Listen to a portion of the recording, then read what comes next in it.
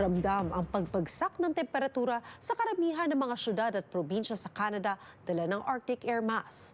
Pinakaramdam ang extreme cold na tatagal hanggang weekend sa prairies, ilang bahagi ng Ontario at Nunavut. Isang kababayan ang kinumusta natin sa Alberta. Panoorin sa report na ito. Damay ang Atlantic Canada sa matinding winter storm na tatama sa maraming estado sa US, ayon sa Weather Network. Matinding lamig ang dala ng hangin mula sa Arctic at inaasahan ng 10 to 25 plus centimeters ng snow sa ibang lugar, gaya ng Maritimes at Nova Scotia. Sa Barhead, Alberta, ikalimang winter na ng permanent resident na si Juliet Apple Mercado. Pero ito raw ang unang winter na kasama niya ang kanyang mga anak matapos madala sa Canada mula Zambales noong nakalipas na spring. Una na, matindi pa. Tapos bukod pa doon, sira pa yung heater ng building. Dahil sa lamig, nabasag na raw ng tuluyan ang windshield ng sasakyan niya kahit maagap sila sa paghahanda para sa nasabing snowstorm. Sobrang daming snow. Kasi parang saglit pa lang, puno na lahat.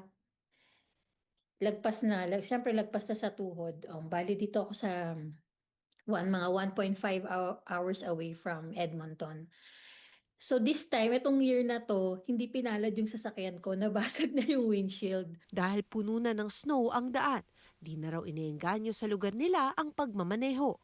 This year din, nagpalit ako ng winter tires na. Dati kasi, nilalaban ko pa yung all season eh.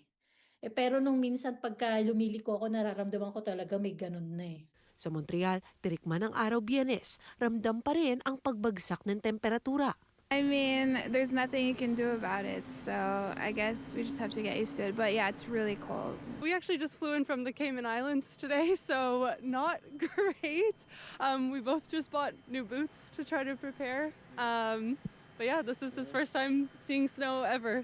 Yeah, I'm from Egypt, so I never seen this snow before. So live in the Cayman Islands, so this is complete surprise for me.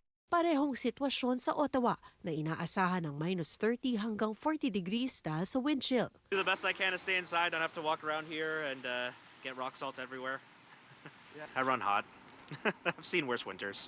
Coming from Prince Edward Island, haven't really experienced as cold of weather like this as when I was there. So yeah, definitely the normal for Ottawa.